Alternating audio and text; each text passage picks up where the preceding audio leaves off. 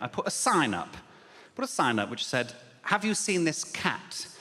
with a picture underneath it that is clearly a fox. And then just put "missing from the area, answers to the name of Samantha Peterson, any information to Peter at peterpeterson@gmail.com. I just made up these things. Made myself laugh, didn't think of it again. Until a couple of days later, I got an email from Carol. Carol wrote, "Mr. Lycett, it has come to our attention that you have a sign for a lost cat in your office door snap frame. May I remind you that it states in your contract that we have a strict policy on animals in the building, as this is a workplace. Animals are not permitted, and anyone found with animals in their units could have their contract terminated. Regards, Carol, management assistant." First of all, I checked the contract, nothing in there about animals, so she's got nothing on me. Second of all, it's a picture of a fox, Carol. I replied, "Hello, Carol.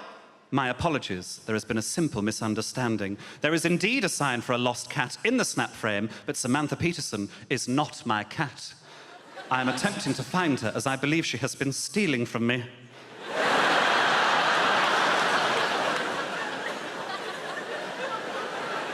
I popped into the office late one night last week and discovered that my collection of antique biscuits had been disturbed. Outside the building, I spotted a cat and instinctively shouted, "Samantha Peterson!" The cat turned, and so I deduced that is her name. I know she has my biscuits. Any help you can provide would be most appreciated. Many thanks, Joe Lycett. Carol sent me a reply.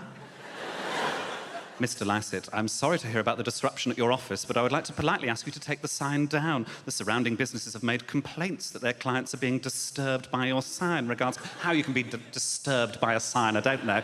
She sent me another email straight after. She said, "Also, can I ask what the Peter Peterson email address is on the sign? Are you sharing the office space? Because it's a sole occupancy." I replied, "Hello, Carol. No, Peter is my private investigator. He has agreed to live in the office and work on this case for as long as is necessary." I replaced the sign with my compliments. Many thanks, Joe. I replaced the sign with the same picture of a fox, just with "wanted dead or alive" over it. Day later, another email from Carol.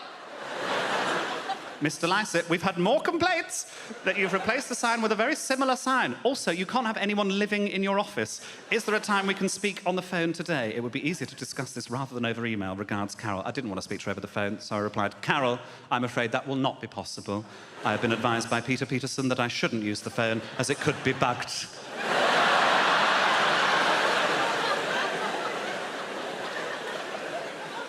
She replied, "OK, Mr. Lycett, I just had one of our security guys go around and there is no one answering the door and the lights appear to be off, so I'm fairly confident your investigator isn't living in the office. As long as you don't have pets in the office, I'm happy to forget the whole thing. Regards, Carol." Very diplomatic, very considerate on Carol's part. I replied, "Carol, Carol, Carol. Of course your security man didn't spot Peter Peterson. He is a private investigator. And shapeshifter. He lives in the cracks. He's watching you when you least expect it. He lives in the shadows of your darkest fears. In your weakest moments when you're naked and vulnerable, he's there. Watching, waiting, protecting. He lives through all of us, within us, beside us. He's the breath on the back of your neck, the breeze in your hair, the moisture in the air. Cheers, Joe." God, that was so good, wasn't it? If you enjoyed that, stick around, watch some more, if you like.